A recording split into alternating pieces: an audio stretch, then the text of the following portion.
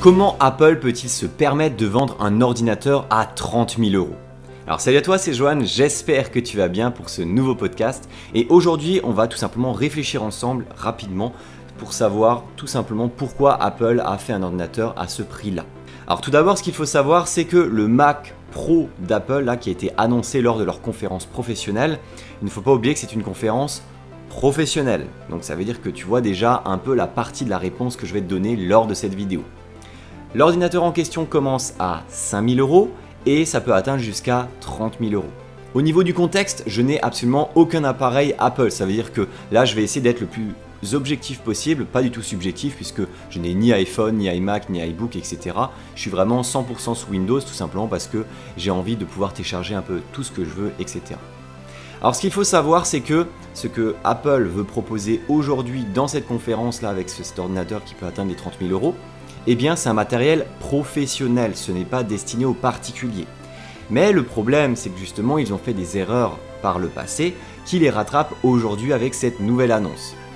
Ce qu'il faut savoir, c'est que les ordinateurs qu'ils proposent, eh bien, c'est tout simplement des ordinateurs de compétition ultime.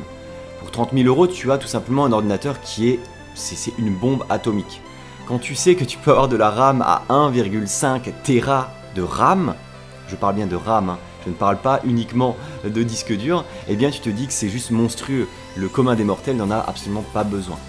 Tu imagines bien que ça pourrait servir pour de la régie, avec des multi-écrans, etc.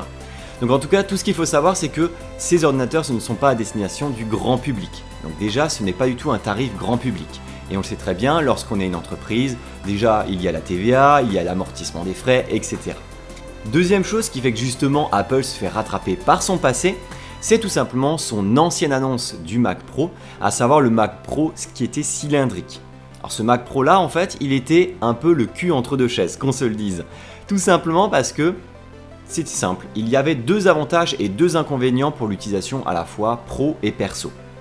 Quand tu étais un particulier, c'était un Mac Pro qui coûtait trop cher, mais par contre, il était ultra performant. Mais quand tu étais un professionnel, ce n'est pas cher. Par contre, ce n'était pas assez performant parce que tu n'avais pas la possibilité de rajouter du matériel. Donc ça veut dire que clairement, tu ne savais pas forcément sur quel pied danser, tu ne savais pas si c'était pour les particuliers, pour les pros. Et du coup, vu qu'il n'était pas suffisamment ciblé sur un persona clé, eh bien ça a un peu fait un bide, qu'on se le dise. Alors là, du coup, en venant avec ce nouveau Mac Pro là où la direction a été totalement inversée, clairement là, ils sont allés directement sur du 100% pro. Et je pense même que les 5 000 € ont été assez dissuasifs. Ça veut dire que, on va dire que les 5 000 € là, le démarrage du Mac Pro à 5 000 €, c'est finalement des configurations qui sont relativement standards. Moi je sais que par exemple mon ordi est aussi puissant que le Mac Pro qui propose à 5 000 € et ça a coûté pratiquement 4 fois moins cher. Donc tout ça pour te dire que je pense que le 5 000 €, justement le Mac Pro qui commence à 5 000 €, eh bien c'est plus une offre de dissuasion. Ça veut dire qu'à 5 000 € avec tout ce qu'il y a embarqué à l'intérieur de l'ordinateur, eh bien finalement tu peux trouver largement moins cher que ce soit en PC par exemple.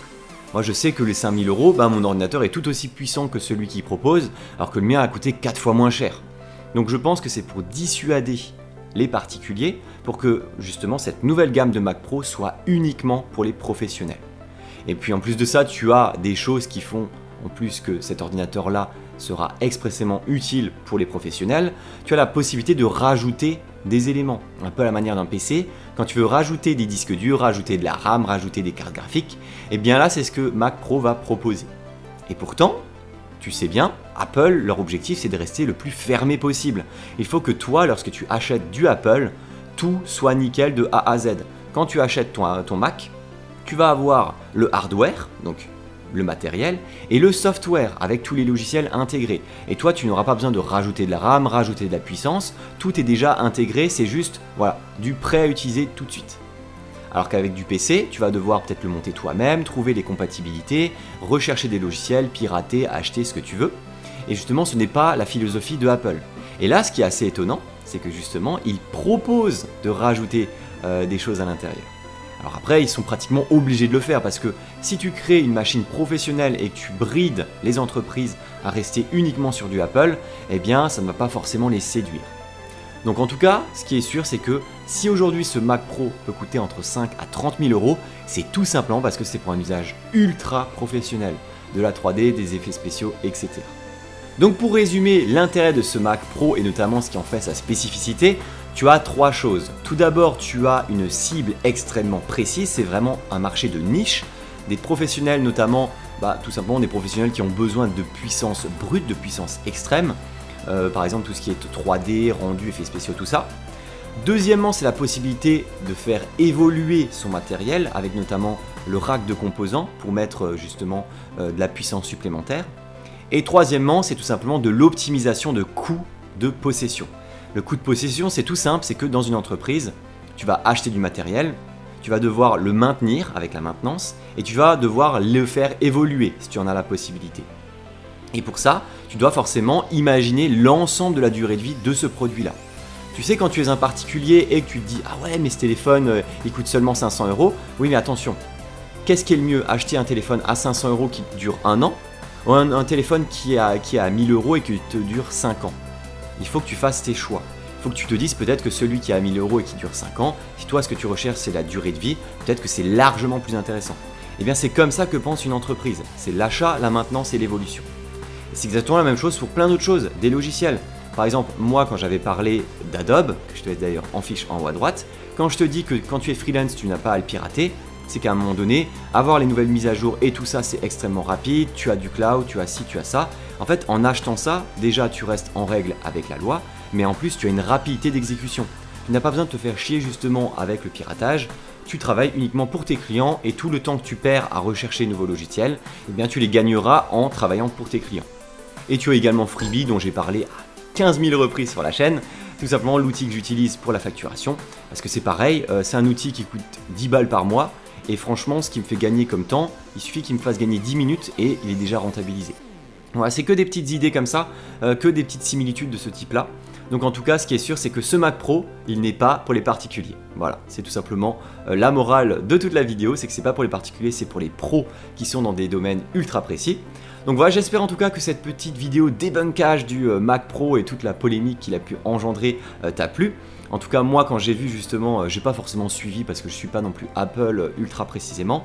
Mais voilà, quand j'ai entendu parler de ça, eh bien, je me suis dit pourquoi pas analyser un peu tout ça et te le présenter en vidéo. Voilà, en tout cas, j'espère que cette vidéo t'a plu. N'hésite surtout pas à laisser un like pour soutenir tout le travail que je fais, parce que c'est vrai que sans les likes, en fait, j'ai pas la possibilité d'être visible sur YouTube. Donc franchement, merci à toi si tu le fais. N'hésite pas à laisser un commentaire, rien que pour dire merci pour la vidéo, ça sera déjà énorme.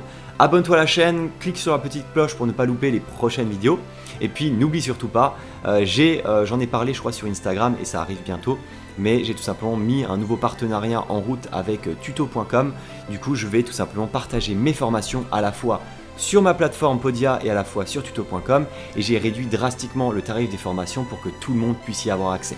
Donc maintenant toutes mes formations sont à moins de 60 €. Donc si jamais tu veux en profiter, eh bien je te laisse tout simplement aller dans la description. Voilà, je te dis à très bientôt, merci encore à toi de me suivre et je te dis à très vite pour des nouveaux podcasts pour toi, entrepreneur.